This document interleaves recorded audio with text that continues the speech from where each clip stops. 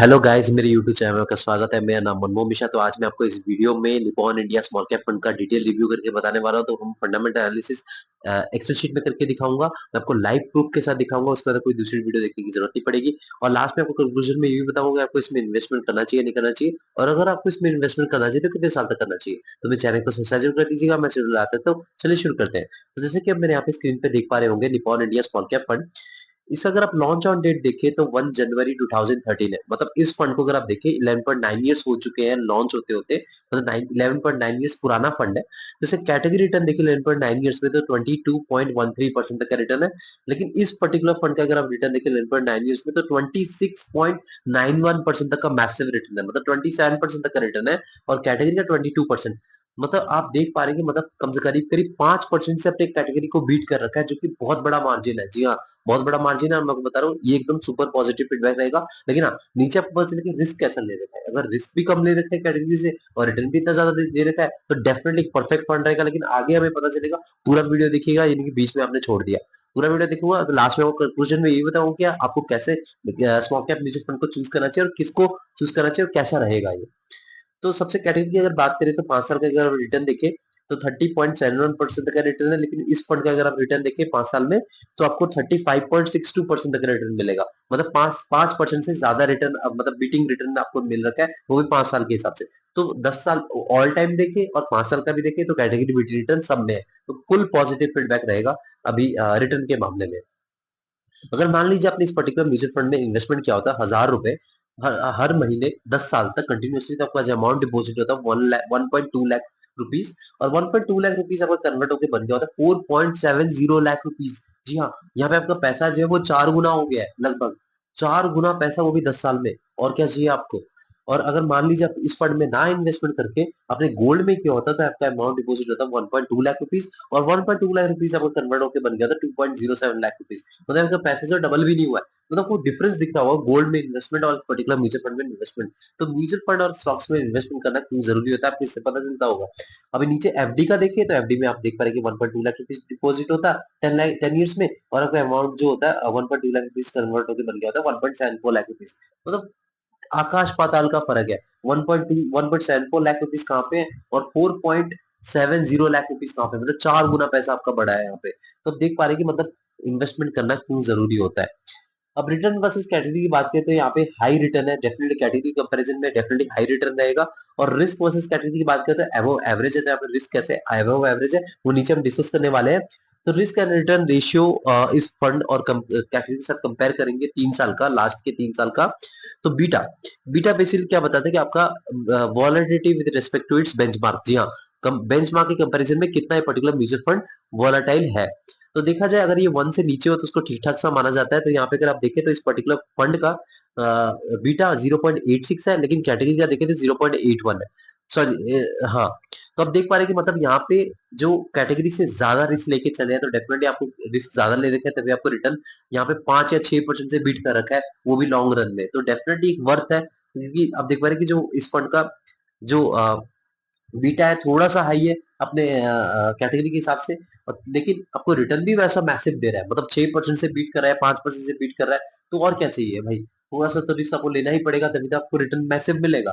और यहाँ पे स्टैंडर्ड डिविएशन की बात करें तो यहाँ पे देखिए स्टैंडर्ड डिविएशन बेसिकली क्या होता है कि जो एवरेज रिटर्न होता है ना, एवरेज रिटर्न के कितना प्लस कितना माइनस, जो एक रेंज बन जाता है ना, उसी के बीच में आपको जो रिटर्न मिलता है।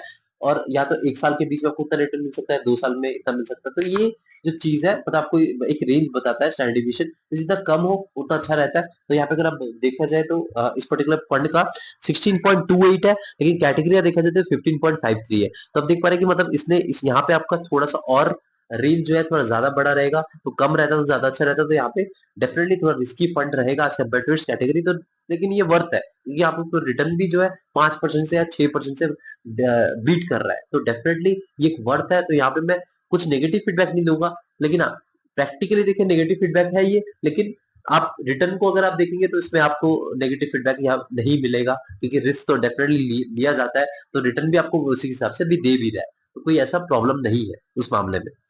अब मान लीजिए आप मिनिमम एसआईपी इस पर्टिकुलर म्यूचुअल फंड में करना चाहते हैं तो आप 100 रुपए से कर सकते हैं, जो कि बहुत पॉजिटिव फीडबैक रहेगा। आजकल स्टूडेंट लोग भी इन्वेस्टमेंट करें तो 100 रुपए बहुत बढ़िया है। अब यहाँ पे आप लमसम करना चाहते हो, ₹1000 से लमसम कर सकते हैं, कोई यहाँ पे प्रॉब्लम नहीं है, ये भी पॉजिटिव फीडबैक है। और यहाँ पे आप लॉक इन पीरियड की बात करें तो कोई लॉक इन पीरियड नहीं, कभी आप इसमें इन्वेस्टमेंट कर सकते हैं, कभी आप यहाँ से एग्जिट मार सकते हैं। एम साइज की बात करते हैं, इनका फॉर्म होता है एसेट अंडर मैनेजमेंट। तो एसेट अंडर मैनेजमेंट की बात करें, देखिए क्या होता है, आप इससे पता चलता है कि इस पर्टिकुलर म्यूचुअल फंड में कितना पैसा इन्वेस्टेड है। तो यहाँ पे अगर कम हो तो प्रॉब्लम क्या रहती है कि इस पर्टिकुलर म्यूचुअल फंड में ज्यादा पैसा इन्वेस्टेड नहीं है, लोगों का भरोसा नहीं है, तो उसका डर रहता है। लेकिन अगर एम साइज ज्यादा हो तो उसमें भी थोड़ा प्रॉब्लम क्या रहती है, फंड मैनेजर को मैनेजमेंट में दिक्कत आती है। लेकिन ज्यादा हो तो ज्यादा कोई प्रॉब्लम नहीं होता, अगर मैनेज कर लेते हैं कोई ज्यादा प्रॉब्लम नहीं है। लेकिन अगर कम हो तो वो ज्यादा ज्यादा कंसर्न वाली बात है। तो यहाँ पे अगर आप देखा जाए तो एम का साइज जो है वो आपका 62,260 करोड़ रुपीज है।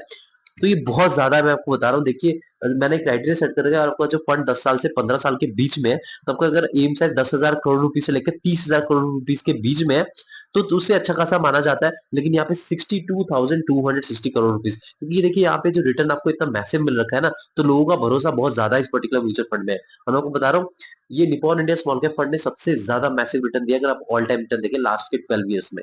तो डेफिनेटली इसीलिए लोगों का भरोसा इस पर्टिकुलर म्यूचुअल फंड में ज्यादा है, तभी इसका एम साइज बहुत ज्यादा है।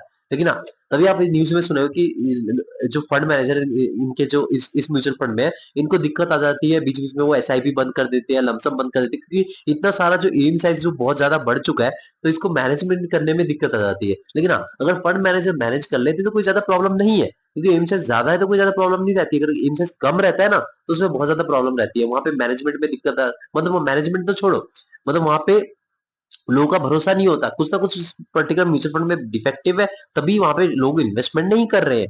तो यहाँ पे देखा जाए तो मैं थोड़ा सा नेगेटिव फीडबैक दूंगा, क्योंकि एम साइज बहुत ज्यादा हो गया है। तो जो फंड मैनेजर को मैनेजमेंट में दिक्कत आ जाती है, तभी वो बीच बीच में एसआईपी और लमसम बंद कर देते हैं। आपने भी न्यूज में सुना होगा कि एसआईपी भी बंद है, लमसम बंद है Nippon India small cap fund में। तो ये थोड़ा सा नेगेटिव फीडबैक है। एक्सपेंस रेशियो की बात करते हैं, देखिए एक्सपेंस रेशियो बेसिकली क्या होता है कि फंड मैनेजर अपना दिमाग लगा रहे हैं, खुद फंडामेंटल एनालिसिस करके स्टॉक्स का इन्वेस्टमेंट कर रहे हैं आपका पैसा। तो आप यहाँ पे उनसे रिटर्न ले रहे हैं, वो जो रिटर्न आपका जनरेट करवा रहे हैं वो ले रहे हैं, तो एज ए मैनेजमेंट फीस उन्हें पैसा तो देने की जरूरत पड़ेगी। तो यहाँ पे एक हिस्सा देना पड़ता है, तो वही होता है एक्सपेंस रेशियो। तो एक्सपेंस रेशियो बेसिकली क्या होता है, 1% से अगर नीचे हो तो ज्यादा अच्छा रहता है, क्योंकि 1% लॉन्ग टर्म में भी लाखों करोड़ों का डिफरेंस बन जाता है। अब आप लॉन्ग टर्म के लिए इन्वेस्टमेंट कर रहे हैं और लाखों करोड़ों का आप फिर उनको एज ए मैनेजमेंट फीस दे रहे हैं, तो क्या फायदा। तो यहाँ पे एक्सपेंस रेशियो 1% से नीचे हो तो उसको अच्छा खासा माना जाता है, तो यहाँ पे 0.68% है, परफेक्ट है। तो यहाँ पे पॉजिटिव फीडबैक रहेगा उस मामले में। टैक्स इन्फॉर्मेशन की बात करते हैं, यहाँ पे 1 साल से पहले आपने एग्जिट माना है, तो आप प्रॉफिट बुकिंग कर ली तो आपको 20% तक का टैक्स देना पड़ेगा प्रॉफिट पे। 1 साल से बाद आपने एग्जिट मारा तो आपको प्रॉफिट पे 12.5% तक का टैक्स देना पड़ेगा। लेकिन हाँ, अगर आप इंडियन इनकम टैक्स लैब में आते हैं तो मान लीजिए आप 1 साल से पहले आपने एग्जिट मारा तो 1% तक एग्जिट नोट देना पड़ेगा, 1 साल के बाद आपने एग्जिट मारा तो एग्जिट नोट देने की कोई जरूरत नहीं है। अब सबसे मेन बात पे आते हैं, वो आपको मार्केट कैपिटल। मार्केट कैपिटल की बात करते हैं, यहाँ पे मिड कैप में 12.73% का एलोकेशन है, स्मॉल कैप में 70.09% तक का एलोकेशन है, लार्ज कैप में 11.95% तक का एलोकेशन है, अदर्स में 5.2% तक का एलोकेशन है। देखिए एलोकेशन के मामले में यहाँ पे कोई ज्यादा प्रॉब्लम नहीं है। देखिए स्मॉल कैप में सेबी गाइडलाइन के साथ 66 या 68% तक का आपको मिनिमम स्मॉल कैप लेना ही पड़ेगा, तो इन्होंने मिनिमम उतना ले रखा है 70% तक का। और मिड कैप और लार्ज कैप में ठीक से बराबर इन्होंने मतलब एलोकेट कर रखा है। और 5 या 6% तक का इन्होंने एलोकेशन मतलब अदर्स या फिर क्या कह सकते हैं कि डेप्ट या फिर कैश के फॉर्म में इन्वेस्टमेंट हो रखा है। तो ऐसा कुछ ज्यादा खराबी नहीं है मार्केट कैपिटल के मामले में। मैं बोलूंगा कि जो इन्होंने बेहतर हो सकता था उन्होंने किया है, स्मॉल कैप थोड़ा सा कम करने की कोशिश करी है। तो इसके मामले में मैं बोलूँ तो पॉजिटिव फीडबैक रहेगा मार्केट कैपिटल के बारे में। सेक्टरल एलोकेशन की बात करते हैं, यहाँ पे इंडस्ट्रियल सेक्टर में 28.19% का एलोकेशन है, फाइनेंशियल सर्विसेज में 14.25, बेसिक मेटल्स में 13.37, कंज्यूमर साइकिल में 12.77, टेक्नोलॉजी सेक्टर में 9.74, उसके बाद आपका कंज्यूमर डिफेंसिव सेक्टर में 8.58, उसके बाद हेल्थ केयर में आपका 7.62%, उसके बाद आपका कम्युनिकेशन सर्विसेज में 2.02% का एलोकेशन है, एनर्जी सेक्टर में 0.88% का एलोकेशन है, उसका रियल एस्टेट में 0.63% का एलोकेशन है। तो एलोकेशन के मामले में अगर हम बात करें तो यहाँ पे ऊपर के जो 5 सेक्टर्स है ना, इंडस्ट्रियल सेक्टर, फाइनेंशियल सर्विसेज, उसका बेसिक मटेरियल्स, कंज्यूमर साइक्लिकल, उसका टेक्नोलॉजी सेक्टर, अगर ये जो 5 सेक्टर अच्छा खासा परफॉर्मेंस देते हैं, आपको ये पर्टिकुलर म्यूचुअल फंड भी अच्छा खासा परफॉर्मेंस देगा।